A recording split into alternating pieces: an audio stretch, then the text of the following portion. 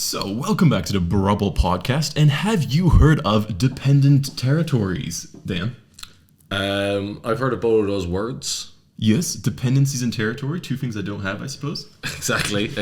Yeah, I'm familiar with the concept of a territory, although dependent territory sounds specific, so maybe you'll need to elaborate. Yes, so for those of us who aren't as, geography nerds as us, there's a bunch of regions in the world which are associated with a home country. So most famously Greenland, as is in the news the past month or so.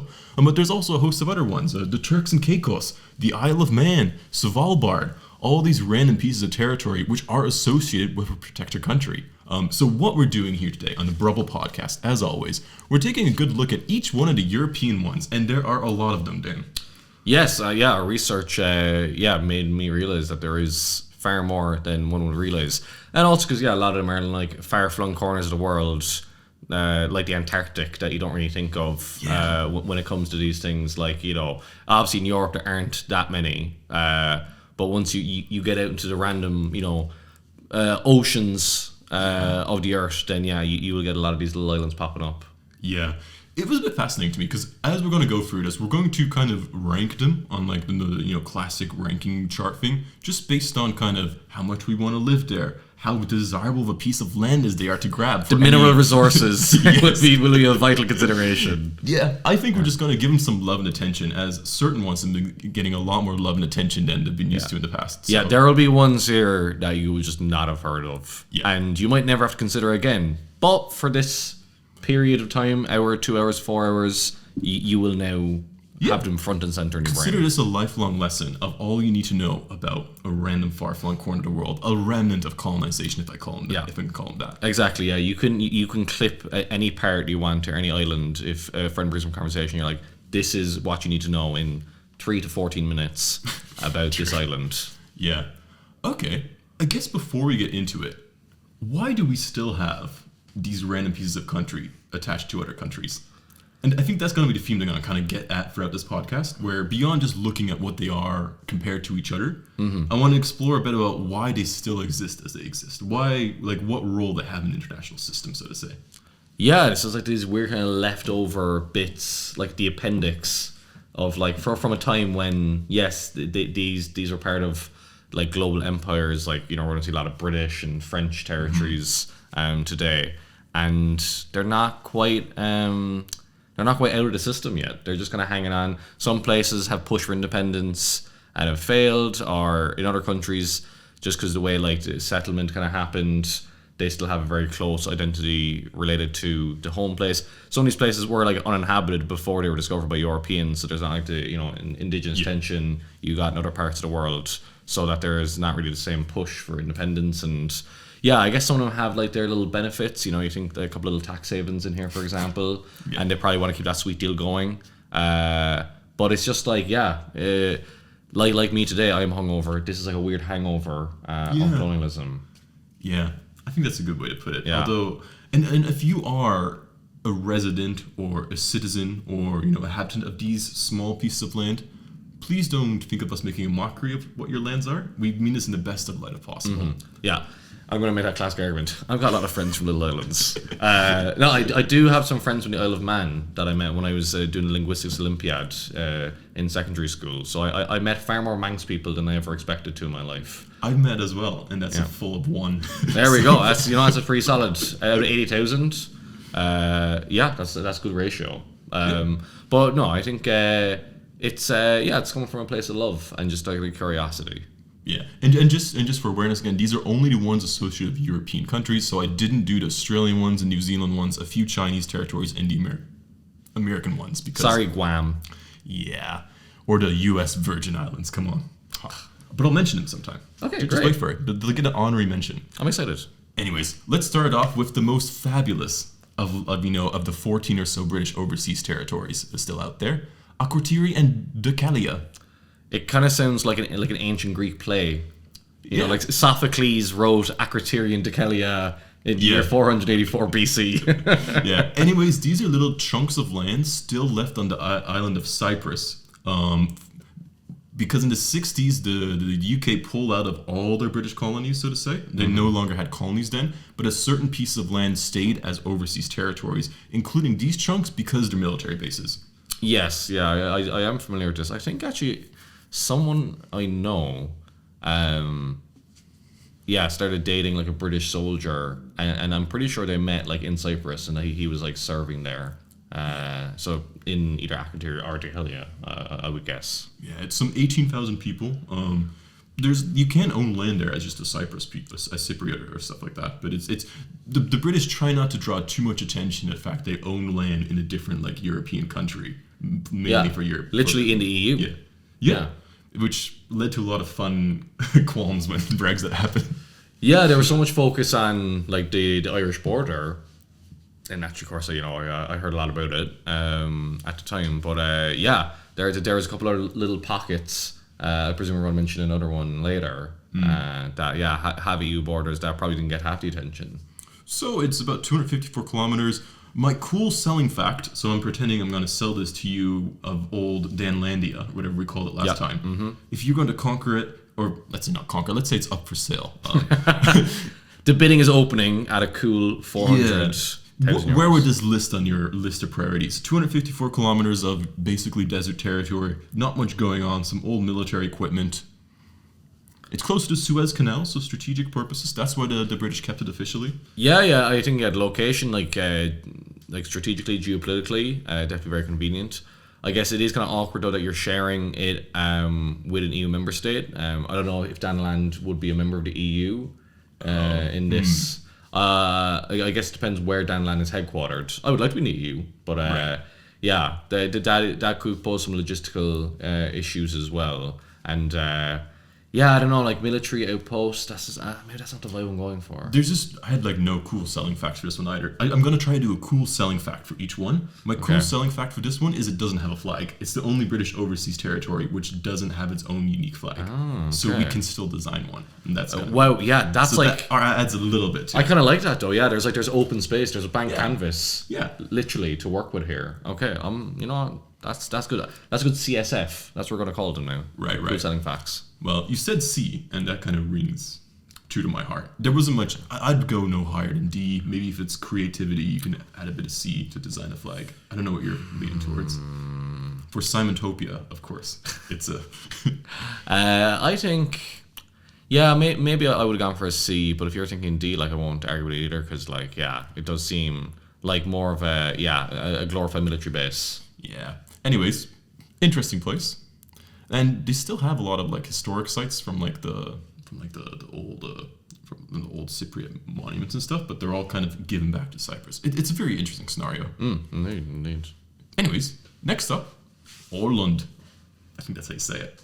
Not to confuse with Holland. Yeah, but you say it with like that A thing. Åland. Yeah, so in if you know kind of where Finland is, below that little tip close to Greenland, or not Greenland, Denmark, apologies, there's a bunch of little random islands which are kind of in between Finland and Sweden.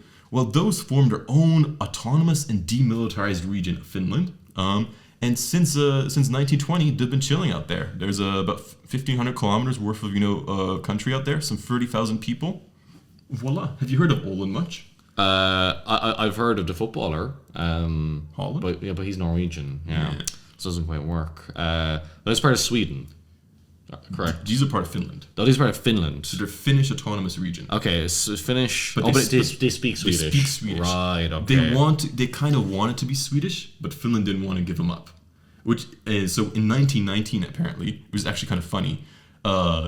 They voted, I think, 96% to leave Finland, but the Finns were like, no. And so, fearing, a big, upheaval, they did, of course, the smart thing to do. If you're 1919 in Europe, where do you go to resolve a crisis? You go to Versailles. The League of Nations, of course. Oh, the League of Nations. Okay, yeah, naturally. Yeah, this was the first case they heard, the first successful resolution. They said, instead of going to Sweden, you stay as part of Finland, but as your own autonomous region. Okay, that was compromise, yeah. That's fascinating. 96% of people wanted it's kind of amazing that there wasn't like an actual like uprising there or something. Like if it's that unanimous that they wanted to be in a different country and they weren't allowed. Yeah. We'll see a few others where there are people who feel very strongly to remain part of the country they're in at the moment. But yeah. Anyways, my cool selling fact of this one, according to 2021 Eurobarometer data, because they're part of the EU, they had the second highest quality of life perception in Europe. Okay. 98.6% of people said they have a good or very good life. Well, that's nice. That is nice. Yeah, I'm sure it's lovely there. Like it's probably like lots of tidy little houses, people on bikes. Maybe not bikes, but yeah, and everyone's just very healthy and just like they play ice hockey together or whatever at the weekends. they go canoeing. Yeah, canoeing, exactly that kind of shit. So, honestly, it actually sounds quite nice. I think that this could rank highly for me. Can you guess the top quality of life perception in Europe? So of regions in Europe. Okay, so regions also count. Oh, that's a hard one then. Because Holland's a region itself. Yeah, exactly. Yeah, so it's not just countries. I'll give you a hint. Go on. It's Dutch. Oh, is it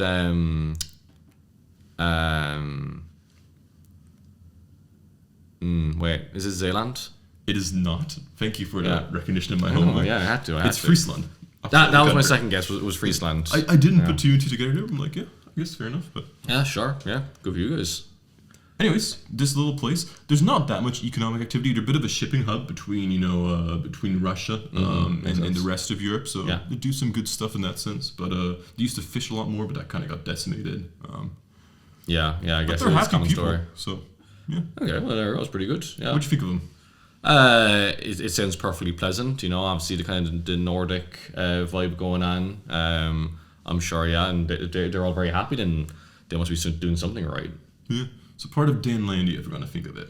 Yeah, I'm pretty tempted. I'm pretty tempted to add this to the portfolio. Not A gonna for lie. Holland? I think that's I think it could be an A. Yeah. I'm trying to see what's the downside here. I just think the people might be like, we're kind of our own little thing at this point. Yeah. And if you step in. Yeah, but they already kind of were willing to compromise to be part of. If the League of Nations tells you something, you better listen to the League of Woodrow Nations. Wilson comes in here and tells you what to do, you'll do it. Yeah. So it's like if they were already willing to accept Finnish rule when they didn't actually want it. If I came in and was like, hey, I can do the same thing as part of Danland, and we just have the same arrangement. Right. You just have to acknowledge my authority, but I won't really change your day-to-day life. Kind of like old empires back in the day, the Persian Empire, where it's I'm not really gonna get involved in your day-to-day life. You just know you're paying taxes to me ultimately, but I'm not gonna tell you what language to speak, what religion to believe in. Just it's chill. Yeah. So I think honestly I could go for an A for all of them. Yeah. I think that seems nice. Yeah. So next up on our list of trip around the world. By the way, Dan will also do a few. I gave him the French ones because my pronunciations are terrible. Oh la la. Terrible. Oui. C'est pas la langue pour moi, no? C'est vrai. My French instructor would be very proud. Next, with one of my favorite crests of jumping dolphins, it's Anguilla. Yeah, it's which amazing. I forgot existed as a region in the world. Yeah, is that how you pronounce it then? I wasn't sure. In my mind, I was saying Anguilla, but I don't know. I would not trust You're myself you're on a little pronunciations. Hispanic flair to it, Anguilla. Anguilla. Yeah. It sounds that correct. But yeah. I should have double checked. No, but I actually don't know. I'm just I just think it's British. It's Anguilla sounds true. The British, they take the spice out of anything. So literally, literally. Well, it means eel in Spanish. Ah, because it's shaped a bit like an eel. I know you can't really see it in the picture because I just wanted to situate it. Trust me, bro. Trust me, it's like an eel. Yeah. But then again, an eel is just it's a strip of land. Yeah, exactly. A lot of places, it's say the shape like a sausage. It's okay. Exactly. It's in the Caribbean. It used to be part of a different British overseas territory, which was St. Kitts, Nevis, and Anguilla all smashed into one region. Ah, okay. They didn't like that at all. And then they voted to leave. 99.72% voted to leave the St. Kitts and Nevis little consolidation and then become part again of the British overseas territory and conglomerate. So they were independent for a bit then? They declared themselves dependent accidentally for 10 years in the 60s. Okay. But they didn't really have any money. Their population today is about 15,000 people. Mm-hmm. I think when they declared themselves dependent, they had $20,000 in the bank. And they were we can't really do much here. In the words of Michael Scott, I declare bankruptcy. Exactly. But the UK, I think the UK actually came back somewhat militarily and was like, okay, just come back. And in the 1980s, they kind of settled into their current status, which I assume they're happy with. I don't want to say. We never want to speak on behalf of the Anguillans. I know there's a guy who's been to the Olympics, Jarno Hughes, with Team GB, and he's from Anguilla. Yeah. There we go. There's a few odd athletes from these islands. Exactly. Not odd in terms of odd looking, but odd. The occasional athlete, from the Caribbean. Yeah. But yeah, amazing flag. If you're listening, make sure to Google it. But it does feature dolphins. It does also feature Union Jack, so that kind of balances out in my book. But they all do. Yeah, I know. But the dolphins are a great touch. What do you think of their economy? Basically taxes. Tax haven. Oh, okay. Yeah, that'll be a recurring theme today. Yeah. And my interesting fact, you'll love this one. It's topical. It's trendy. Okay. They received an unexpected additional revenue source of 30 to 50 million a year in 2023. Can you guess why? Okay. 15,000 people, middle of the ocean. Where would they be getting 30 to 50 million from? Was it like a tax case that they had to, like Ireland, that they were ordered tax to be paid to them or something? Nope. Okay. What happened is they conveniently, their internet domain is .ai. And with the AI boom, wow, everybody was signing up for it. That's amazing, actually. Yeah, so they're kind of set for the next few years. Oh, that is so accidentally convenient. Yeah. Okay. It's quite intrigued by that one. Yeah, that's a great fact. It's like, what is it, Moldova's .me? No, that's Montenegro, right? Yeah, and they also had a big boom in like the mid 2000s with all the social media sites, right? Yeah. Okay. But AI is fascinating now. But yeah. Anyways, I also quite like this one because it seems a bit lesser known than the others. I always forget that Anguilla exists as a region, but they're as pretty as the other ones. They're just a bit upper in the map, so they're more hit by hurricanes and stuff as they come through. Okay, so yeah. A bit more, the Leeward Islands, is that? That's how you call it. Yeah. That little chain. So a bit more costs there in case of a hurricane comes through. But yeah, that is a risk, to be fair. I don't know about this one. Yeah, like the hurricanes thing that you just said it, but then also I'll have the AI money coming in for the next while at least, and I can kind of use that wisely.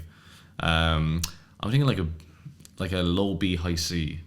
Yeah, I think so too. I would go upwards of a B just because I quite enjoyed learning about it. It seemed kind of calm, chill. It was also the dolphins pushed into a B, right? And I also will admit it was the first of the Caribbean ones I got to, and by the time I got to the 10th or 11th, I was kind of less favorable. You still got your full enthusiasm. Yes, exactly. And I'm hoping that won't happen to the audience. And if you're listening to this, actually, you can also watch us online. It's amazing. On YouTube. So YouTube.com/AI now. You can see me wearing the same t-shirt I wore in the last episode we did, for example. And now you can see that I ran out of thematically relevant clothing. Look, you did such a great job the first few episodes. We can't expect that forever from you. Next up, Aruba, Jamaica. God, we are white people on a roll here. You want to know something really white? That song, the Aruba, Jamaica, we used to sing that. We had this Christmas play we were doing, and it was like Christmas in Hawaii, and our class got assigned that stupid song, and we had to learn how to sing it as like a class in like grade 6. So good. I don't know. I'm a bit. Anyways, officially, it's not called Aruba. It's the country of Aruba. So if you're ever doing your little trivia nights, it doesn't start with an A, it starts with a C, their official name. The reason for that is because they're one of the former Dutch Antilles. I say former because in 2010 the whole enterprise of Dutch Antilles was removed, and each three of them got their own official country status, meaning that now they have more self-governance, but they're also their own little entity. So it's nice. Or actually no, Aruba got in 1986. Apologies. The rest of the ones got in 2010. Okay. 180 kilometers squared, 108,000 people. Yeah, not too much. Dutch use it for salt extraction. Swapped hands a few times between the British, the French, the Spanish, as all of these did. Yeah. But yeah. It's supposed to be quite a beautiful place. Yeah. Like you're kind of jealous that the Dutch just have like, a little tropical paradise on the side that they can go to. I'm like, what Ireland with all the money we have, surely we could take over one of these islands, just in financial sense. Apparently Aruba's the American one though. So the Americans go to Aruba. Okay. Probably because of the song. That does help. Well, the Dutch stick to Curacao and St. Martin's. Okay, good to know. So just in case you were well, you bring the Dutch knowledge to the table. I appreciate it. I didn't know that too much. I haven't traveled there, yet. They were called by the Spanish Islas Inútiles, which translates to the useless islands, because they didn't seem to have any gold on there when they landed. That is so. You know what? That's so reductive, Spain. Be like, oh, only if you have gold are you worth something to me. Like, come on, can you not see the beauty, like in the rich indigenous culture that I'm sure was there at the time? The indigenous, the Cupiento people, or the Cupiento language, I'm sure they were called Cupiento as well, or something like that. Their name for Aruba kind of meant well-situated island. Because it's kind of like, it's up there near Venezuela, a little tropical paradise. Yeah, exactly, yeah. See, they got it. The Cupiento, they understood. The Spanish, they were just too materialistic. Yeah. Well, speaking of materialistic, my cool selling fact. CSF. See, I went out of my way to get all these, I really respect it. They had a small gold rush from 1824 to 1830-ish. Okay. Some kid found a chunk of gold. Nice. And everybody came flowing in. Then eventually it started like really institutionalizing it. And then this died down in World War One. They've done anything since. But there's still gold there.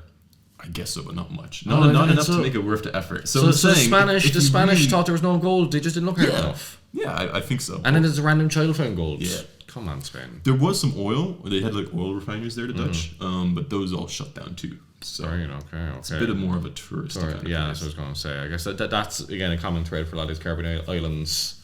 That's the main source of income now. So would you take in these 108,000 Arubians? Is that what you call them? Sounds right. Yeah. I could go for an Aruban for sure. And it is well situated. Yeah. And also the Spanish kind of dismissing them kind of makes you feel like not like sorry for them, but it's like, screw you, Spain. Like I'm going to appreciate Aruba. Yeah. I might give it like a B. Yeah, I think that's fair. Maybe depending on how many of these little ones we get. Yeah. We might bump it down a little bit later on, but we'll see how it goes. Exactly. Next up, getting into the B's alphabetically. Exciting. Bermuda. I always forget where Bermuda is. It's not where you think it is. I always assume it's in the same place as the other Caribbean islands. Yeah. No, this is technically part of North America. The closest piece of land to it is North Carolina. Yeah, it's true. Yeah, it is. It's like the way the Bahamas is kind of further north as well. Yeah. Than you would think. Yeah. So this is just chilling there. Also, good flag. It's got the lion on it, and it's again a little bit of creativity is appreciated. Yeah, it's another British overseas territory. Surprise. 53.2 kilometers. It's 181 islands actually all connected together. So it's not just one big thing. It's a bunch of small coral islands and stuff like that thrown together by bridges. 63,000 people live there. It's the last remaining British colony of British North America. Okay. So it's technically North American, which means also, if I understand my NATO treaties correctly, it's technically covered by NATO. Yeah, because NATO only applies the Article 5 only applies to European and North American territory, which is kind of funny. I would think so. And later we're going to discuss the only French territory left in North America.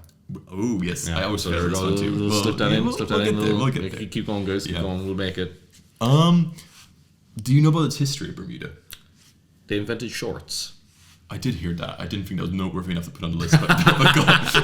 Hey, people at home, when you hear Bermuda, do not go Bermuda shorts. True. So they actually, people kind of knew they existed, but nobody had lived there ever. Yeah. The Spanish and Portuguese declined to actually settle it for the first time ever. So judgmental. The British didn't intend to settle it. So what happened is they had this other colony, Jamestown, in North America. Yes. And they shipped over 7 ships over there, but they got kind of hit by a tropical storm or something and ended up, crashed on Bermuda for a little while. So the British were like, okay, we'll leave them there for a few months and then we'll, get them all and ship them back to the colony because, Jamestown has to be populated. They get there and these guys in Bermuda are like, actually, we heard Jamestown is just a piece of crap. We don't want to go. And they're like, because nobody else is living here, we're just going to take this as a different territory for Britain. Yeah. And the British were like, I guess we can't do anything about this, and it's not really worth. They're like, beautiful tropical paradise are just like slaving away in the woods and... Yeah. Is it North Carolina, Jamestown? I think Virginia? So. I didn't put it in my notes, but I think it was Virginia or somewhere. Yeah. It's like, I think they chose correctly to stay in Bermuda. Yeah. So it did end up being more of strategic importance. Middle of the Atlantic, a good outpost. And they also used it to keep some prisoners and stuff from like the Boer War, stuff like that. So it's one of those other places where you can just throw people and nobody really cares. Yeah. It's like the French with French Guyana. Yeah. Yeah. I have the 2 selling facts. Okay, double. Do you? So the reason nobody settled there has no fresh water source. Oh, okay. So all they drink is rainwater. Damn. So you're very resourceful then. Yeah, but it's also not the best for settling. And yet they persist. Yeah, I guess so. All 63,000 of them. Yeah. And the French fact is they're called Les Bermudes. Okay. Because they're small islands. Which is kind of funny. Do you want to know my fun fact about Bermuda? Go for it.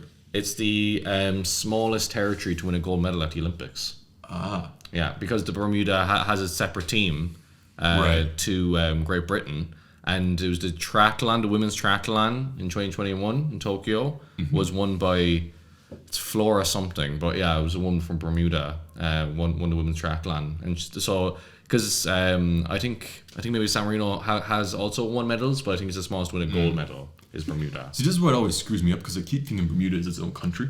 Yeah. Because Barbados is very close in sounding to it, and close somewhat in geography. I think, for a long time too, I thought it was independent. They're nice. They're big financial services. If you're into insurance, I think you should go there. Okay. That's what they say. They have pink beaches. I think it's a nice little place. I think it's quite quaint. I'd happily give it. The lack of fresh water, though, I can see that being a strategic problem. Yeah, for sure.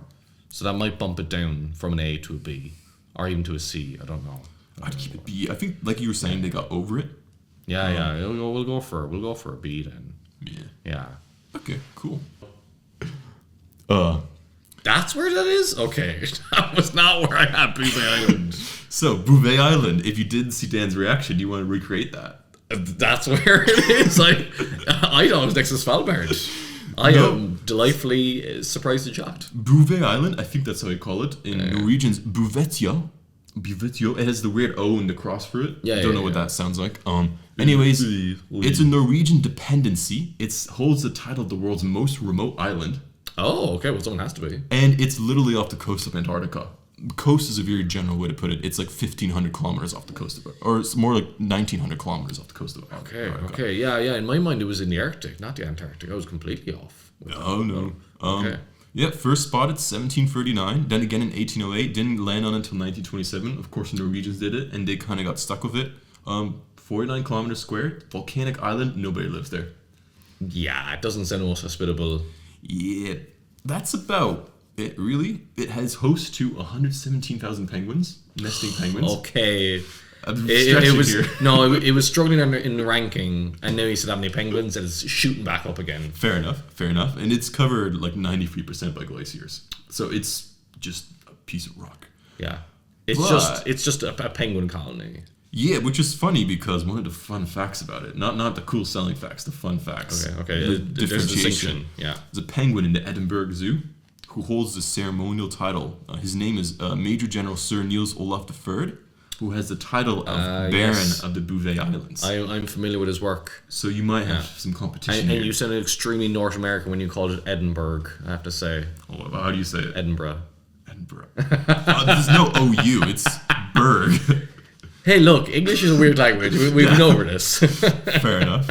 Well, it's going to be Bouvet Island before you know it. I know, Bouvet. Who's Bouvet?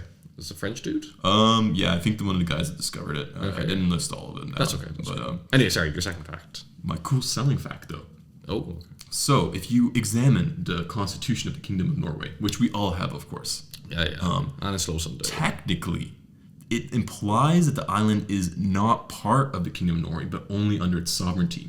So that means, or implies, that it can be ceded without violating the Constitution of Norway. If the penguins want to take control. Yes. So the other parts, Norway has 2 or 3 other dependent territories. Yeah. Those are specified as part of Norwegian territory. This is kind of like an afterthought then. In a sense. Yeah. So you can get it. It's available. Well, it's not available, but it's not as difficult to get as the others. It's more available exactly than others. So in scale of ease, if you made a strong case. No, I'm sorry. Even that isn't going to tempt me. Like, it's the world's most remote island. Yeah, exactly. That's not a good thing. Yeah, it sounds remote and inhospitable. And look, penguins are great, but I don't think that's enough for me to, thinking through it now. I'm like, this probably is a D, right? The more you say no, the more I'm just going to say you're scared of that penguin in the Edinburgh Zoo. Edinburgh. I'm not. That's fine. I can dub him in post, and Fair you won't enough. even notice him saying Edinburgh. Yeah. I quite like this one. It has an unsolved mystery. They found a lifeboat there, and nobody knows how it got there. Oh, So it's like, was there some guy that got stranded there? But nobody knows. But never found it. Yeah, well, he could easily been like swept into the ocean. Yeah, it makes some interesting reading. Some people say it's been solved, but that ruins the allure. I'm gonna keep it unsolved for our Thank you. Thank you. I appreciate appreciation. But you're going D. that. Yeah, D. I will begrudgingly allow that because I couldn't think of much else to sell it to you. Exactly. Speaking of territories which are easy to sell, the British Antarctic Territory. Okay, now we're talking. Now we're talking real stuff. Yeah, great flag. First off, That is a fantastic flag. Penguins yes, will be a recurring theme once again. yeah, Yeah. and the fact they changed it from being like that bluish background to the white, I think is quite a nice. Oh design yeah, touch. sorry, yeah. My brain was like, I was like, why is there a Union Jack and just like a coat of arms just like floating Oh, separately? sorry, I should put an outliner on it. No, that's fine. That's fine. No, I get it now. Yeah, it's it looks like an unfinished flag. I imagine this is the Antarctica. Are they accidentally clicked like the fill on Microsoft Paint and they're like, Yeah. oh crap, it's all white now. They're like, but actually, this is on brand, Yeah. Right. Yeah. It's actually it's pretty cool. Yeah. So 1.7 million kilometers of territory. Population of 250, mainly researchers. Indeed. Okay. And the other issue, as is with all these Antarctic issues, which I think you'll mention it too once we get to the French ones, is that technically they're not maintained claims. They're by the Antarctic Treaty from 1961. There's really no claims to the area, but they just kind of maintain it just in case. Yeah. Just kind of just keep it there in the back burner. Yeah. Yeah. Yeah. It's kind of, Argentina also wants a claim to it. Of course. Guys, you had enough hassle with one of the other islands on this list. You want to get fight over the Antarctic as well. Well, there might be a reason to fight over it. Oh, Because the British, as my cool selling fact, the Russians actually, were poking around there in 2024, and they happened to find an oil reserve of some 511 billion barrels of oil under the Antarctic snow in this chunk of territory, which I don't think is a Russian chunk, so I don't know what they were doing has there. that stopped the Russians before? No. Exactly. But the Antarctic Treaty says you can't, take the resources there. Has But that stopped the Russians before? Exactly. I would say. But it's there. So in case you're feeling as a need to enrich the coffers of Danlandia. No, I'm keeping it in the ground kind of movement. Just because, you know what, we've exploited enough oil. We don't need to exploit it anymore. That's okay. not the stance of Simon. And Utopia, also, if I claim this, and the Russians be coming after my ass, and I don't Right. want any of that. yeah. That might actually make it an F for me. Really? Just to fear the yeah. Russians? I sense you're a very fretful small state here. Russia are currently, occupying another country, like killing a lot of people. So I think I'm pretty concerned about. Given their military success in Ukraine so far, I really wouldn't be too. I'm not taking any chances. Okay. I'm not taking any chances. Danlandia or Danland is, it needs to be conscious. I don't want the Argentinians coming after me either.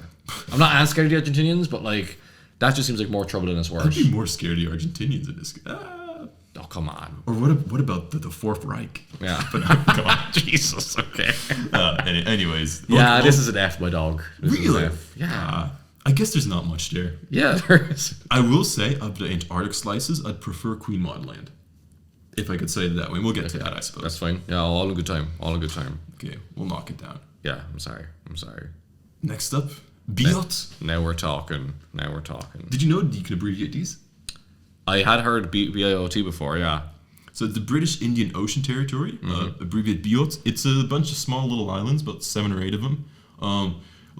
If you're gonna draw a line from the tip of India down and off the coast of Africa, east, right, where they meet is basically where these islands are. Okay.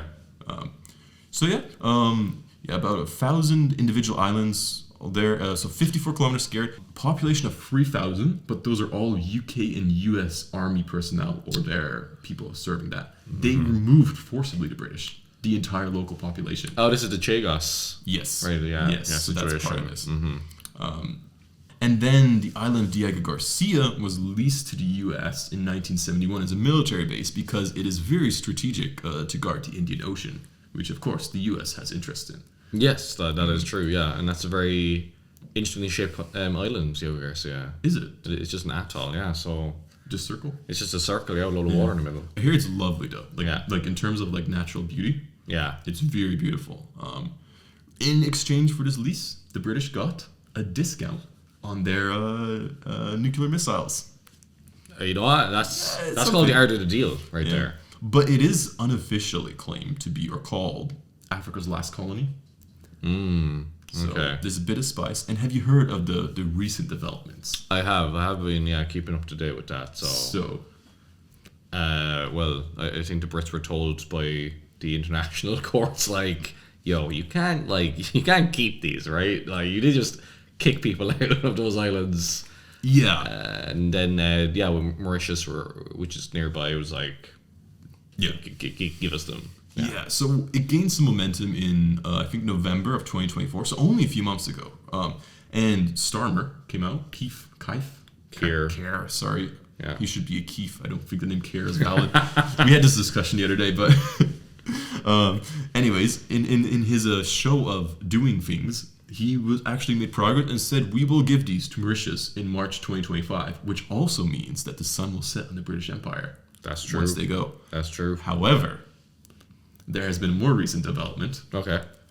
in December of 2024, where it appears the deal is off in true Keir Starmer government fashion. So it's still a bit up in the air whether it goes or not. Yeah, I didn't realize Plus, that, yeah. I think there'll be a big push from the American government not for it to go because that army base is still being used and it's still strategically quite. Well, valuable. I thought part of the deal was that the Americans would keep Diego Garcia, Yes, right? and that was For, kind of the the sticking point because the Mauritius was like, just give us all of it, you know. Yeah, I can see that. Yeah, like why? Yeah, And the Trump government is not helping because I'm sure they will not be as diplomatic about this as certain previous governments. I don't know. Okay, so watch this space. You're saying? Yeah. Keep them in mind. I'll mention them again sometime. Oh. And the other fun fact, I suppose, is you can land a space shuttle on their runway. Oh, okay. Yeah. Has that happened? No. Okay, but you can Yes. if you want to. And it's a theme. There's another one which you can do the same. Okay, great. But basically, it has a big ass runway in the middle of nowhere. Oh, But if a space shuttle can land there, what else can land there? right. So only like the biggest runways can handle a space shuttle. Yeah, because they're big. Because they're kind of weird flyers. They're like a wonky bird, you know. Yeah. Okay, well, that is pretty interesting. Yeah, I guess for Danland, I don't know. Part of me, I'm kind of in the middle because it's like, yeah, geostrategically would be very important, but then it's like I would kind of feel bad perpetuating the system of hold on to these islands when Mauritius clearly wants them back and has more of a claim than I would. So maybe that makes it like a C. Yeah, and part of like giving it back to Mauritius, they're promising to put back the native Changosian people back there, because it is quite a nice place to be, from all I've heard. So, yeah, I kind of agree. I guess if you're looking at having force projection in that power of the world, there's not many other little airstrips that you can really use for that. Exactly. But why lease it to America in the first place then? I know. Although I think, given your timid nature of Danland, you might be rubbing against American wishes. It's called here. pragmatism, Fair enough. Simon. Like I don't want to swing my weight around and causing trouble unnecessarily and antagonizing people. That's just not who I am. Okay, moving quickly Oh onwards. my god, The British Virgin Islands. they named some islands after me. That's crazy. Yeah. Imagine that. Except I'm not British. Okay. That's one slight catch. Okay, that was not to be confused with the U.S. Virgin Islands, Well, obviously, yeah. That's which like I night said I and would day. mention again. Yeah. The U.S. Virgin Islands, they bought them off Denmark. Did you know that? Yeah, maybe I didn't know that. They paid $20 million for them. Yeah, the Scandinavians were 1972. just randomly floating around there for a while. Yeah, which was kind of, I didn't know they even had that out there. British Virgin Islands, all I have is British Overseas Territory. It's 153 kilometers squared, has 30,000 people, and it does tourism and tax evasion. I have nothing else. And that's fine. I don't know what else. I see that one of the islands is called Virgin Gorda, which means fat virgin, which I like. Fair enough. In Spanish. The capital's Rotown. Yeah, Jost van Dyke. It's a very Dutch name. It's a real mixture. You got Dutch, you got Spanish. Yeah, I think they were passed English. around a few times as well. Clearly. As every Caribbean island has been. Ginger Island. Okay. Well, it's coming closer to I think that they could really do a good business hosting like ginger events. Yeah. They have some great diving spots, I learned. The thing that held me back from really endorsing this as a tourism place, because I don't feel rich enough. There are a few rich people islands here on this list. Because I feel like Anguilla, like that's more for the common folk, you know. But yeah, me and you, man, me and you. Again, it's not really standing out because there's like a whole U.S. Virgin Islands. Exactly, and it just feels very unoriginal. It's one of the many islands. Yeah. I would go C or D tier. I'm gonna say the D. Yeah. And tax evasion, I'd say. Like, just get your own name. Officially, the British government denies the fact that tax evasion is going on there quite heavily. Oh, but you have to. You have to officially, yeah. Especially when your own money's there. Am I right or am I right? Speaking of tax evasion, the Cayman Islands. Are these British? Because I forgot to. Oh no, they're in the back of the sheet. They have a Union Jack on the flag. Yes. Also, they have a tortoise, which is fantastic. I did not know that. Yeah, a little tortoise in the top, and it looks like they have like that Nova Scotia coat of arms going on there. It looks vaguely familiar to stuff I've seen in Canada. Okay, I'm not familiar with that, but I love the tortoise. That's great. Yeah, some of them have fun ones. Although I will say it shouldn't be a tortoise. I say it should be a caiman. Because that's what they're named after. Yeah, actually, that would make more sense. But I think they kind of killed off all the caimans. I don't know. That doesn't sound like the British. Yeah. Anyways, British overseas territory again. 259 kilometers squared. Some 87,000 people. Yeah. I actually know someone who lives there.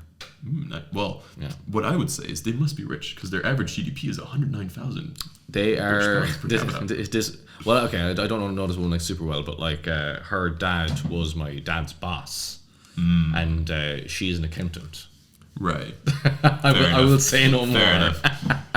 But yeah, no, she's from Cork, and she lives in the Cayman Islands. I mean, I would say that there's not many worse places to live than or not many better places to live than some like well situated island when you're exactly. Yeah. That does seem it's marginally better than the British Virgin Islands. Yeah. I can't help but feel though. Yeah, again, it's just like full of rich people, and it'd probably just be very just like snooty. Yeah, I don't think I would fit in. Like Hampton. There's always somebody richer, you know. Like even if you get a few million, you're like, but then I don't have the biggest yacht, or then I don't have this. Yeah, I was gonna get dick measuring contest the whole time. But yeah, it's very marginally better because it has its own name at least, and there's a tortoise on the flag.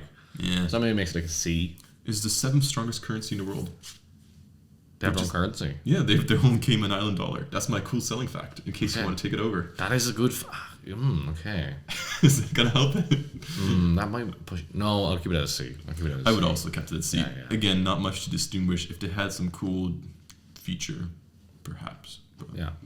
Moving up next, Clipperton Island, the first French one on the list. Bienvenue, c'est le coin français avec moi, Daniel, qui va vous présenter les territoires français.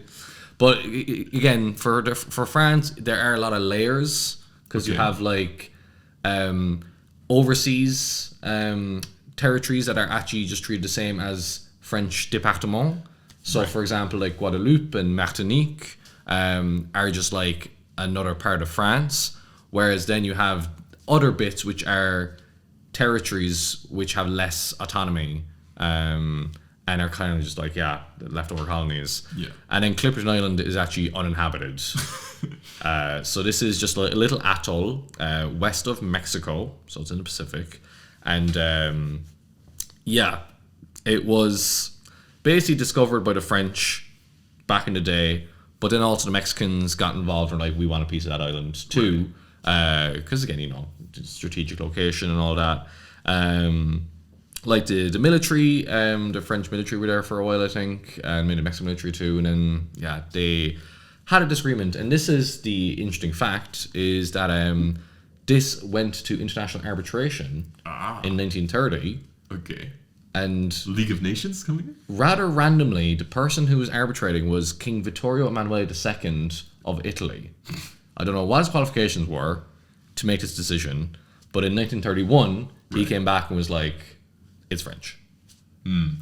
There are a few cases on this list of just somewhat being arbitrarily decided. Oh, it's just this territory. Yeah. I probably should look up the king. Did like say law or anything, or was just like, no, you are king of a country, so you get to make this kind of decision. Yeah. Like nowadays, I can't imagine that like King Charles would get to make a decision about international. I mean, nowadays it goes border to conflicts. the international court or whatever they call it. Right? Exactly. And then it's kind of yeah. like, again, not arbitrary decision, but it's still kind of like you get neutral nations coming in to make a choice. Collectively. Yeah.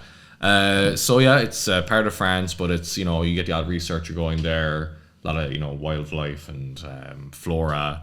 The US Navy did briefly occupy the island as well at the end of the Second World War, but I think they left in 1946. Now was kind of the last time that there was any kind of any group of people living there, we'll say. So yeah, not the most interesting island. It makes me suspicious that there's nobody living there.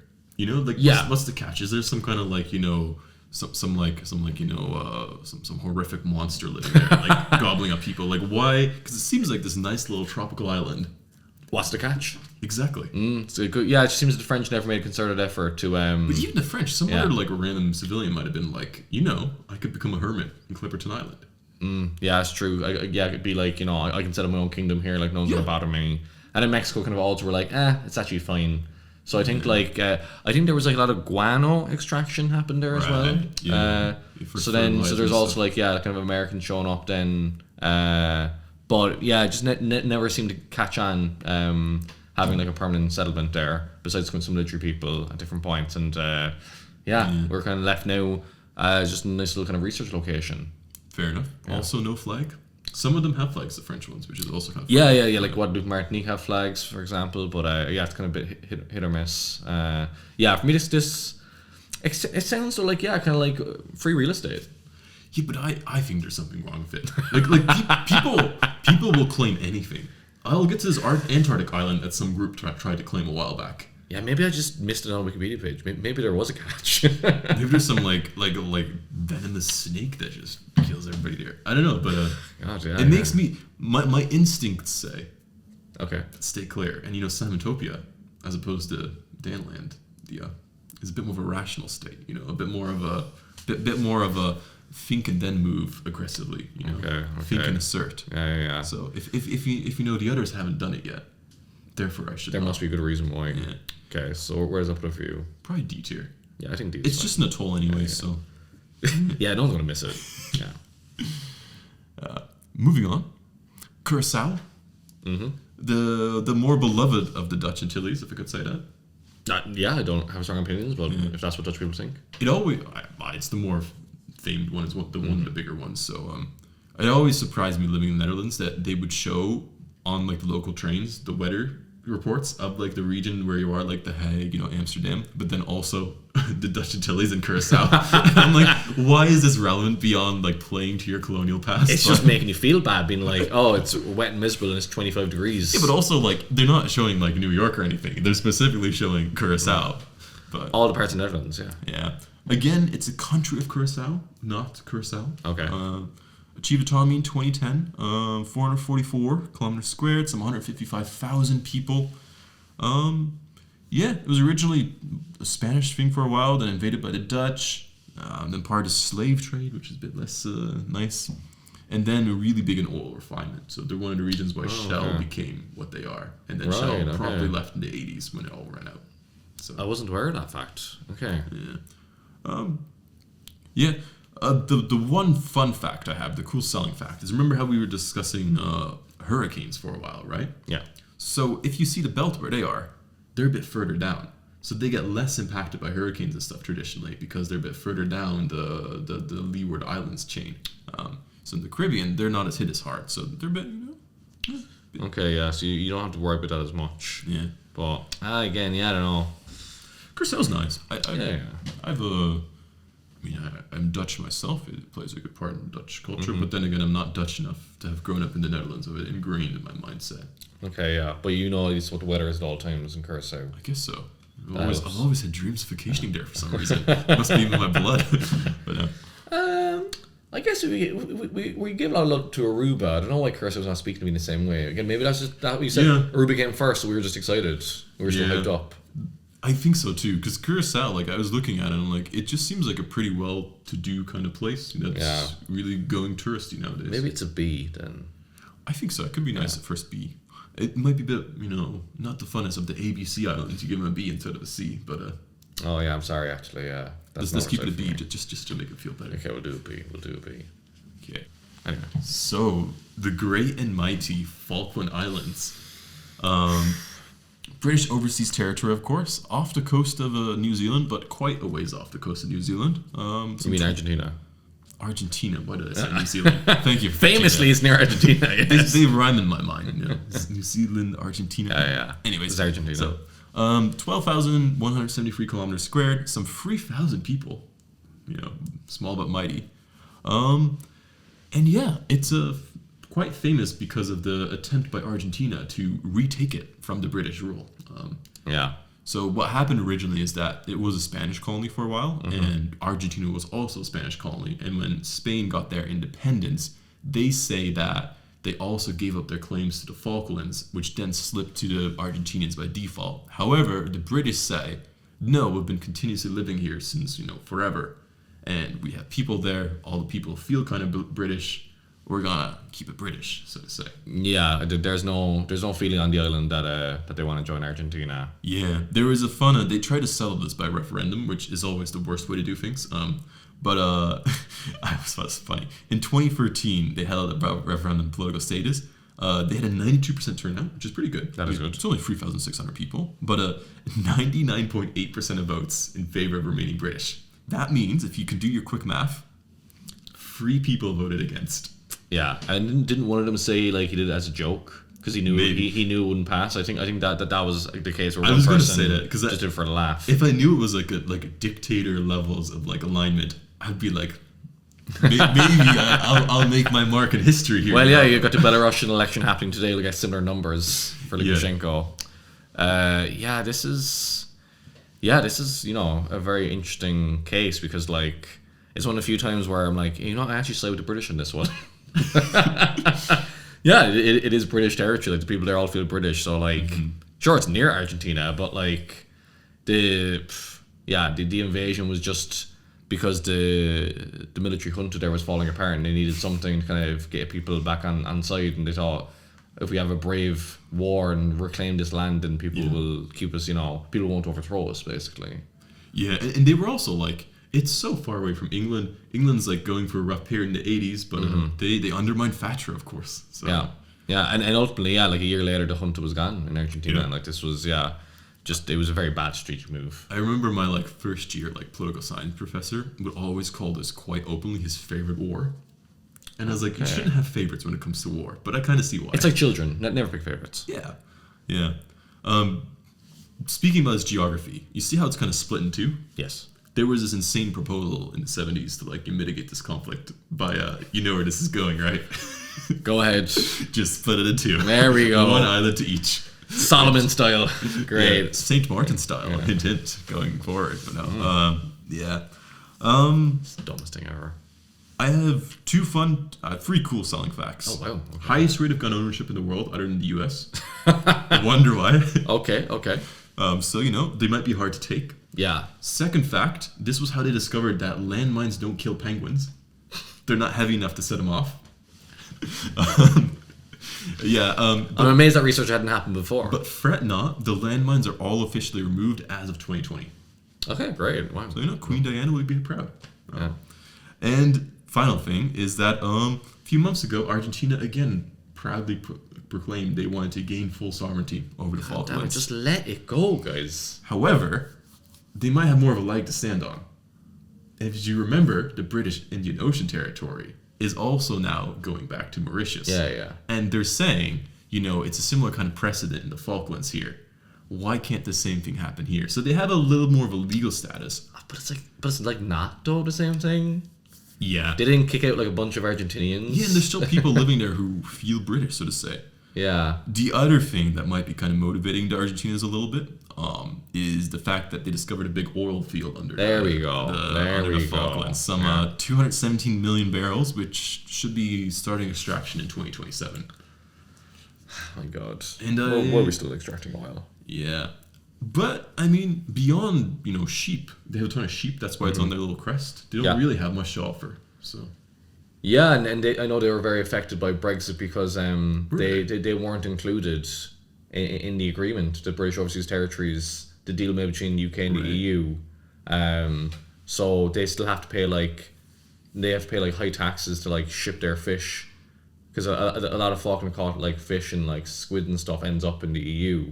Right. But they're actually being completely pummeled with taxes, and they've been appealing to the British government hey, don't forget us, renegotiate the deal with the EU to put us on the same footing as the mainland UK.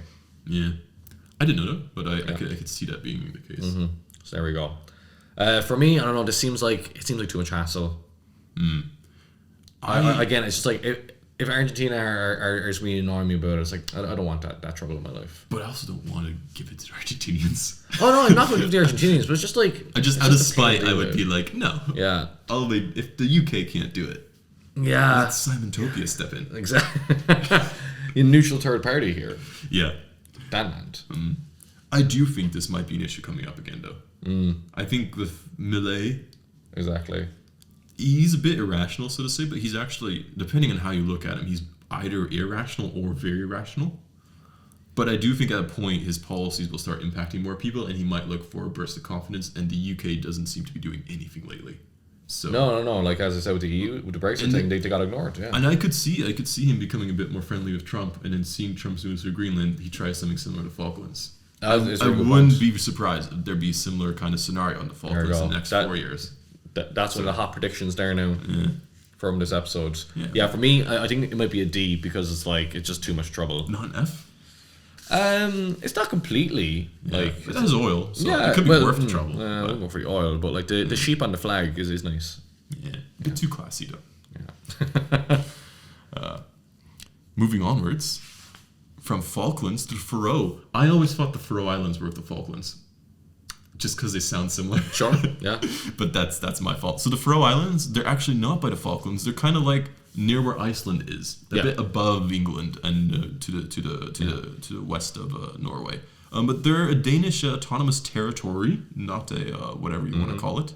Some 1,400, I think, kilometers of territory, 18 major islands, some 54,000 people. Yeah. Didn't realize there were so many of them out there. The Faroe Islanders speaking their Faroese. Indeed, which is not the language of the ancient pharaohs, I will stress. That actually is a shame, They used to be part of Norway, then they somehow got ceded to Denmark in 1814 after the war of after Napoleonic Wars. I don't know how that impacted them, especially considering Norway and Denmark were on the same side. But Denmark seems to be overall a fairly good administrator in a sense. They seem to like him. Iceland used to be part of the same kind of arrangement, but then after World War II, they voted to leave, they didn't, stake their own claim. And the Faroe Islands actually contemplating that, and they had a referendum in the 40s as well, or 50s or 60s in the mid of the century, and their results were tight, 50.73% to 49.27% in favor of leaving. Okay, but that wasn't definitive enough. Yeah. Well, the king of Denmark stepped in and was like, no, you're staying. But look, this referendum was fun and all, guys. We've had a great time voting, but actually no. But he had actual reason for this, which I was surprised. Again, Danish fair rulers. I'm guessing if Simon Topia were not a glorious independent nation. His logic was there were 481 invalid votes, and the margin of error in the whole voting thing was only 164 votes. Okay. So if the invalid votes, they wrote a bit more clear, it could have actually been a no vote. Yeah, it's kind of a technicality, but I see where he's coming from. I thought it was actually not a terrible reason. Okay. That works, yeah. I know that they have their own football team as well. Yeah. In UEFA. Brian Kerr, who used to manage Ireland, he managed the Faroe Islands for a while. They beat Greece back in 2015 when Claudio Ranieri was Greece manager, and that result was the final straw. He got sacked by Greece and then went and managed Leicester and won the Premier League. So the Faroe Islands basically caused Leicester to win the Premier League. Butterfly effect or whatever. Voila. Yeah. My fun fact is my less than fun fact, depending on, or maybe fun if this is your kind of sport. Oh god. It's the whale hunt. Yeah, there we go. Some 1,500 whales a year, or whale/dolphins. Is it like seals as well? No, seals you club. Seal Whales you clubbing. hunt. Yeah. Okay. As a Canadian, I should know that. Yeah. But, Okay, so they kill a lot of whales. yeah. Yeah, that would kind of make it lose points to me. I'm sorry. I just don't really. If they didn't, not to be rude, and I'm not gonna. If the Faroe Islands was wiped off the map, I wouldn't know. You know, wouldn't care. No, You thought they were the Falklands for a while. yeah. Wow, yeah. it's relevant to you. Okay. I see no. They don't seem to have much strategic value. Then there's no military base there to guard wherever they're going. Yeah, so you take. You're sounding like an F right now. Are you thinking F? I'm thinking D. Yeah, I just don't see a reason that they're actually worth anything. So not to be rude. I mean, there's 60,000 people living there, but like it's a bit rude. they're not even part of the EU because of their fishing stuff. Yeah. Oh my god. Okay. Look, you seem to find some value. They're European. I guess they're covered by NATO. Yeah, like the location is it's not like you know prime real by the estate. Antarctica, and But it's the Arctic. That's even worse. They have polar bears. Then they're not penguins. they don't have polar bears in Faroe Islands though. I read this one. In Iceland, they sometimes get them, like coming over on ice floes. But the official policy is you shoot them on sight. Okay, great. There we go. So I guess one could get far enough to. Just surfing on an ice floe. Then just Torshavn. Such a warm welcome. He's like, finally land. Just that slug in between the eyes. Yeah. We'll go D. We'll be nice to our European brethren. Yeah. Okay, what do we have next then? Are we getting French? We are getting French now. As the I name know my suggests, alphabet. French Polynesia. Polynesia. Here we are. Yes, so welcome back to the French corner. French Polynesia. If you're watching, you can see there's lots of islands. 121 to be exact. It is an overseas collectivity. Probably the best known island would be Tahiti. Bora Bora and so on. I've got a colleague went on honeymoon there recently. I thought it was his own country. No, Tahiti is part of French Polynesia. Yeah, it was famously beautiful part of the world, tropical paradise. It was actually Magellan was the first European, or his expedition. I think he might already been dead at that point. Might have been. I'm not sure. But the Magellan expedition was the first European sighting of these islands. And then in 1768, you have Bougainville, the explorer, who was the first French expedition to land there. And he wrote a book about his travels. And I actually read recently Diderot's commentary on that text. Well prepared, I gotta say. I know. This is just a happy coincidence. Bougainville was the first French explorer there. And they were like, whoa, they have a lot of sex here. It's great. And French Polynesia then has been part of France since 1842 officially. Of course, a lot of people would have seen French Polynesia last year on TV because it hosted the surfing at the Olympics. Was in Tahiti. I didn't realize that either. And there you go. Yeah. So a bit of a funny Olympics there, with Paris and literally the other side of the world, Tahiti. But there we go. Surfing. Yeah, Olympics has now been hosted in French Polynesia. In terms of interesting facts, probably the most famous person associated with French Polynesia and Tahiti is Paul Gauguin, the artist, who spent a lot of time there and is buried there. But another famous person who's buried in French Polynesia, in the island of Oahiva, is Jacques Brel. Who? Okay, that was not the reaction I was hoping for. One of the most famous artist to come out of Brussels, singer, active in kind of the 60s, 70s, a Belgian icon, and he spent his final years in the Île Marquise in French Polynesia, and he's buried there. This just tells me they didn't make enough money in their lifetime for Switzerland. But it's got a different vibe. It's got a different vibe to Switzerland. But there you go. That is French Polynesia. Remind me, is this the one where they nuked half the islands? There may have been some nuking, yes. Okay, because that's a bit of a... That is an issue. I would that like is my, an issue. offspring to have the average amount of limbs. But Which is what, like 3.8 or something? yeah. Okay. I want to have 3.8 limbs exactly.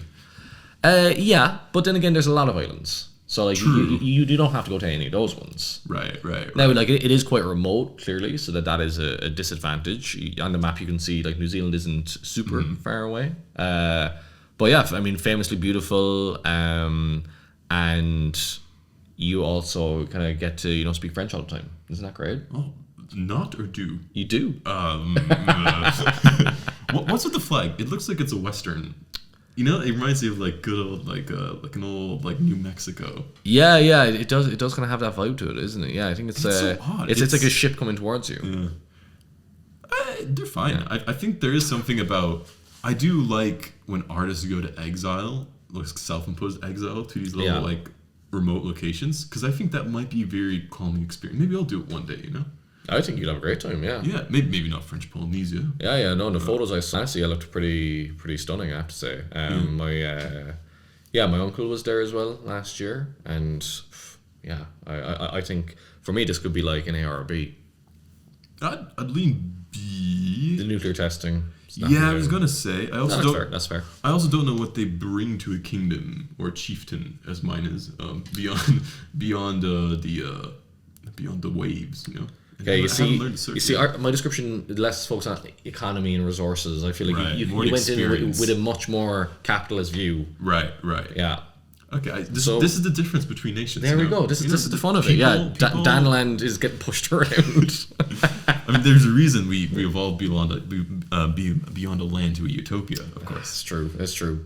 Now we're talking. Going from warm to warm. Yeah, the French southern and Antarctic lands, which is in a category of its own. Actually, it's not like an overseas territory, right, or collectivity. It's just kind of its own thing. Mm-hmm.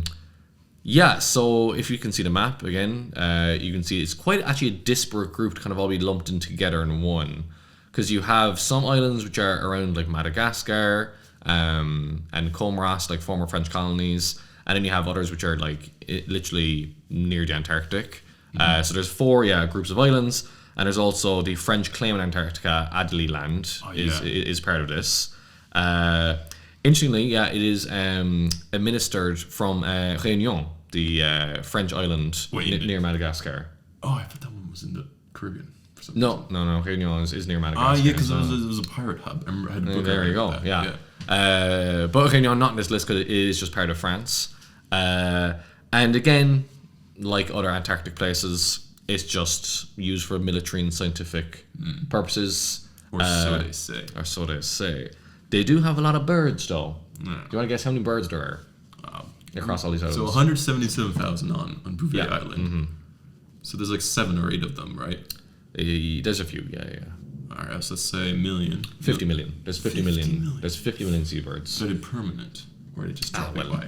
Yeah, in and out. I take my statistics very seriously. But yeah, if you're an ornithologist, then these islands contain many wonders. And for you to enjoy. You see that not nice, but the warm ones are on the good side of Madagascar, which means they're kind of protected from tropicals, from like storms and stuff. That's a great point. That's a great point. You see Simon Topy, they think strategically. Yeah. For me, it's kind of like they kind of, unless they're into birds, kind of boring. Kind of, yeah. I am intrigued by their flag choice. Because that font they have on there, the AFA. Yeah. Do you know what that stands for? I know one thing it stands for, but Francais. I don't know either. But it seems very. Oh no, you actually that's what it stands for. Yeah. Oh, it's a Terre Australe Antarctique. It's a T and an F together. Yeah. It seems really. How do I put this? It seems really like. I'm not going to say the Fourth Reich again, but if there was like a collectivity, if there was a collectivity of like a militarized, super society, I would see this being a flag with an emblem on it. Yeah. Like that's like a villain logo. Yeah. That's a better way to put it. And that, as Simantopia, we don't deal with that kind of, political belief system. If you say so. Yeah. Okay, so that's knocking down points. Yeah, for me, this could be an F easily. I think it's pretty boring. Unless you're into birds. some people are. Some people are. Are we? I'm not really into birds. I put it a D. Okay, that's fine. Yeah, nice cook We'll seabird. go for a D. Yeah. So there we go. We'll come back later to more French stuff. Perfect. Okay. Next up, Gibraltar. Gibraltar. Yes. I always want to say Gibraltar. Gibraltar. It looks funny. God, sometimes you're so North American. It's funny. Yeah. You know what it looks like? Albatross. That's what it reminds me of. Yeah. And so I want to say Gibraltar or something like that and put an extra. It's a tongue twister to me. Anyways, Gibraltar. It's a British overseas territory best known for the Rock of Gibraltar. Yeah, that's true. And having monkeys. And hosting the wedding of 2 monkeys. John Lennon and Yoko Ono. Oh, I did not know that. So it birthed that to us as well. Wow. Okay.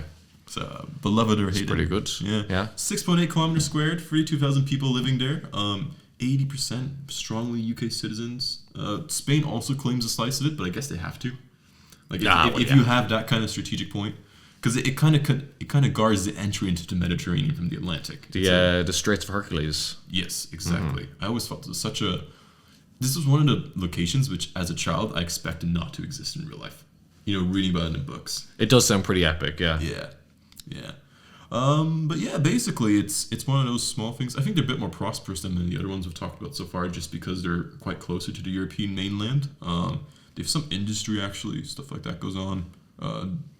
Yeah, they had a referendum in 2002 on the Spanish-UK question. And? 98.97% said no. Oh, okay. They want to be British. I feel like, all these referendums are either super tight like the Faroese one or complete blowouts. Yeah. There's no kind of like 60-70%. It just seems like, so. Yeah. That's about it. I have a quiz question for you, and then a kind of a fun. Oh, okay.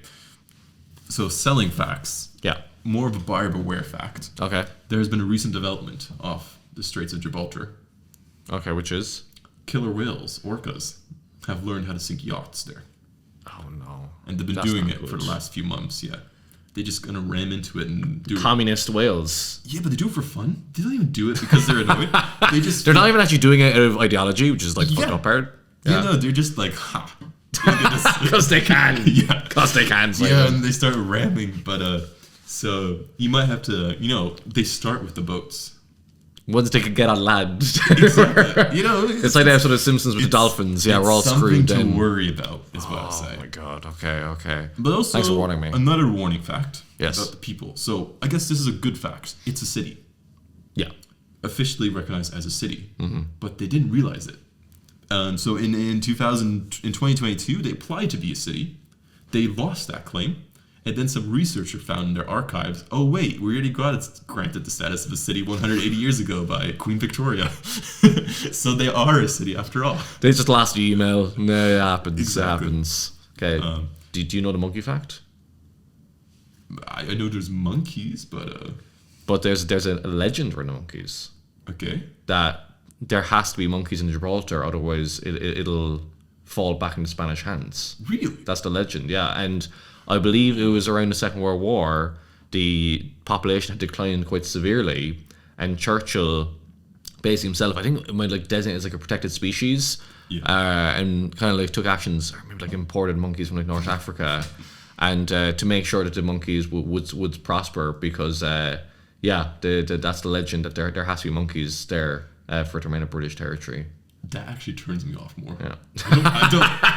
I like being the only biped in that area, But between that and the whales, there's too many threats to your retarded. Yeah. They're both fairly smart creatures, at the end of the day. Wait, if the killer whales and the monkeys team up, we're so finished. Exactly. We're so finished. You gotta think about these things. Okay, yeah. My trivia question to you. Okay, here we go. They drive on the... Oh, that's a great question, actually, because you'd think it's British, so we left, but Spain is right there, and that's right. I'm going to say right. Correct. Yeah.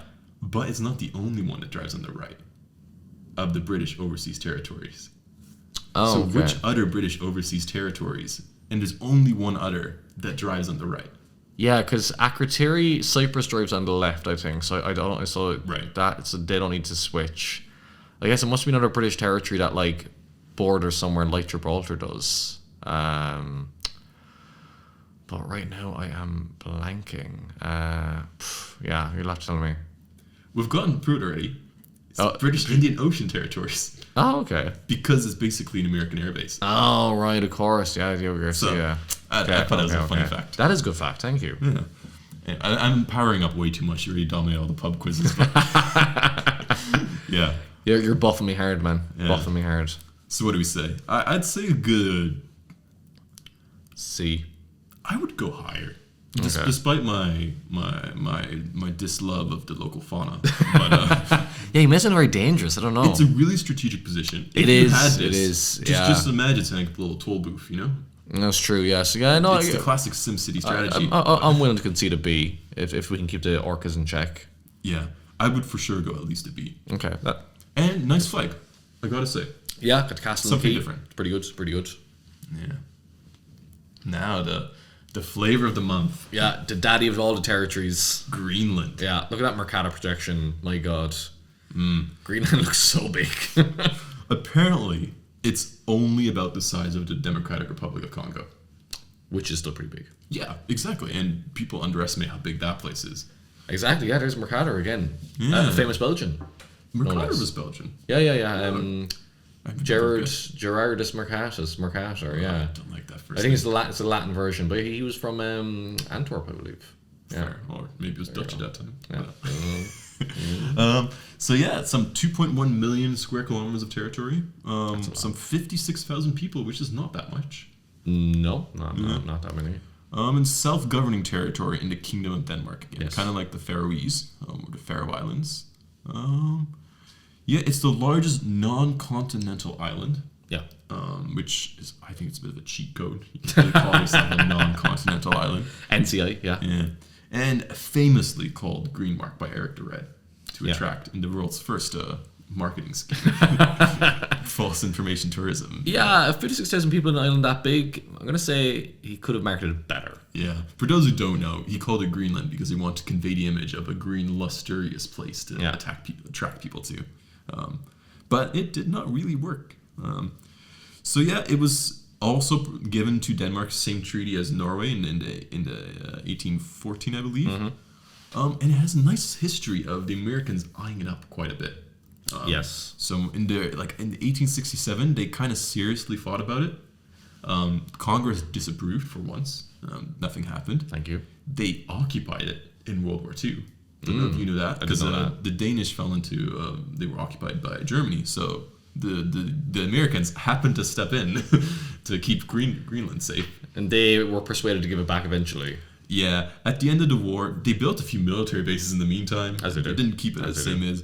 But yeah, they offered to buy it in 1946 for $100 million at the time, and they were declined. Guys, that's a pretty good offer, but I can see why. Yeah, in 1951, they allowed American bases, and in 2009, they got granted full self-rule by Denmark because they also have a bit of a sovereignty question, so to say, going around them. Although I think it's a bit of a... It's 60,000 people. It's not much they can do. No, and Denmark's played so much of their budget that it would be hard to make up that shortfall. Some $500 million a year it costs them, which Yeah. is substantial, I would say, for not much in return. Yeah, No, I mean, exactly. Well, strategically, national yeah. pride. But even strategically, it's already has American military bases on it. It's just true. like a finger in the pie at that point in time. Well, it'll become more strategic as the ice melts.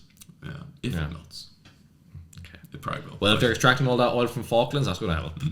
They do have significant oil reserves and mineral reserves. They have everything there, basically. But they're not allowed to touch it as of 2021. They passed some rules saying no more new mining or exploration. Well, that's good. That's good. Okay, yeah, it's a very interesting place. I would highly recommend the show Borgen to anyone. Right. A Danish political show. And there was a Greenland episode in the original run of the show, and then they came back for a special season dedicated to Greenland and Denmark's relationship with the country and with the exploitation of oil. So excellent show. And if you want to learn more about Greenland, you can watch that fourth season. and it does seem like it's kind of a tragic place at the same time. Is it? Yeah, there's like serious problems like alcohol addiction and high suicide rates and yeah, it just seems like there's a lot of hardship there. As a Canadian, it seems very similar to the territories we have. Mm-hmm. Like I view them very similarly placed in the whole scheme of things. And I mean, I think good for Greenland for actually being proactive, providing funding there. But at some point, you are wondering what you're getting for it, and then other interests might step in. Should we talk about the Trump situation quickly? Sure. Yeah. Yeah. Like I mean, I can give my little ramble on it, where apparently a fair market valuation for Greenland would be around $50 billion US. So that's taking the GDP, extrapolating a bit, looking at kind of the resources there, everything around it. Potential, yeah. But then the question is, who do you pay the $50 billion to? You don't pay it to Denmark, really. It's not really a territory, considering it gave its full self-governing status. It would have to go to the Greenlanders. So then it becomes a question of, could you convince the Greenlanders to hold a referendum to become independent, and then could you convince them to take $1 million each to become a United States territory? Yeah, I think there'd be too much skepticism around that they wouldn't be true to their word. Maybe, but it is a 20th of the U.S. annual defense budget. Oh, yeah. $50 billion, they could do it. It's very doable. I mean, ultimately, Trump just saw a really big island on the map and was like, I want that. Like, that's kind of it. No, he's harboring McKinley's vision for America. Yes. No, I agree. Where do you think it ranks, though, in terms of... That's a good question. Because I get the argument that it's resource rich. It's strategic, right? And it'll all become more important as years go by. Yeah.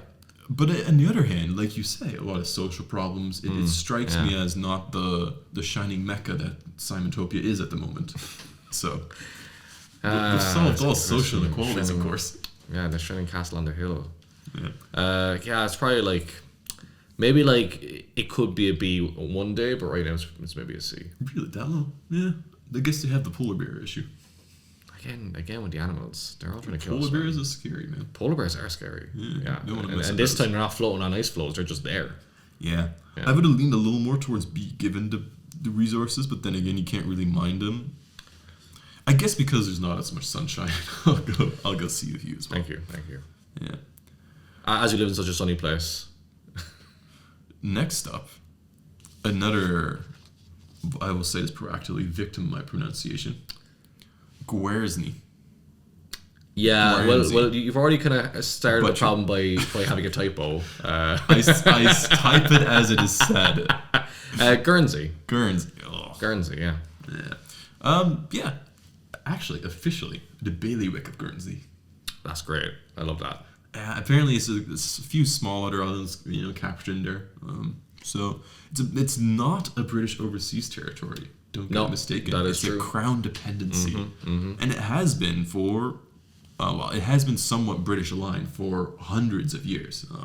It was originally part of Normandy, 1066 to 1204, and then they decided, hey, actually, we're aligned to the British crown, which the Normans didn't like so much and kicked them out.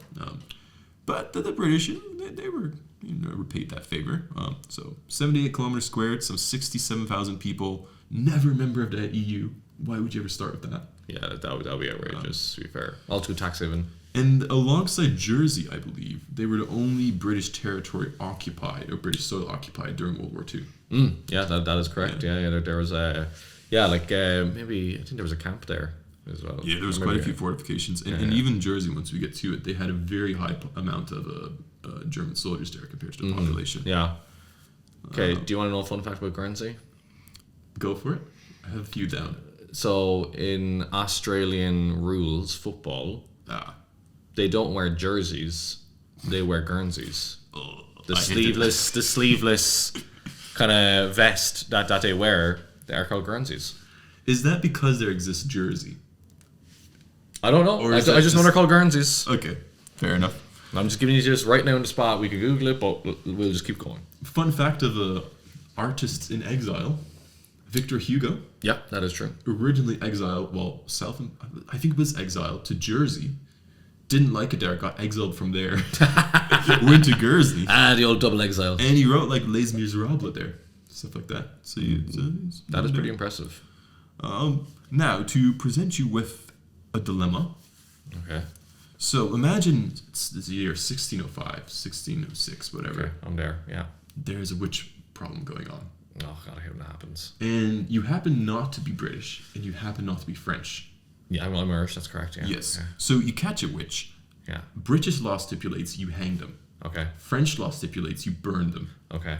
What do you do? I am the referee here. Drown them. Wrong. Damn it. You hang them first, then you burn them. Okay. Yeah.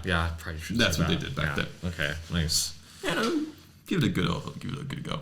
What a time! What a time to be a woman. Yeah. Poor dumb. That's a very genuine. That was genuine contrition there now. Yeah. I have one more not fun fact, Okay. which will relegate it to a D tier in my eyes. Wow. Okay. Remember my love of the fairies. Local myth has it was invaded by fairies at one point in time. Because of their love for the beautiful Grisly woman, which... Okay. Yeah. That is... Seems like kind of... maybe overselling yourself a bit. Because, like, come on. Like, yeah. But they have, like, fairy circles and stuff, which I now know what they are, as thanks to our cryptids episode. Great episode. Should watch it? Yeah, Guernsey. Yeah, I think, like, you know, it's a pretty good location. The Victor Hugo thing is cool. Yeah. Like, that probably makes it, like, a B, maybe, for me. Yeah. I realized I would like to visit Guernsey, New Jersey, one of them. Yeah. And like a self-imposed exile for a few months, like write a book or something. I think that'd be quaint. I think it'd be delightful. Yeah. Yeah. It's like green and stuff. We could record a podcast from there.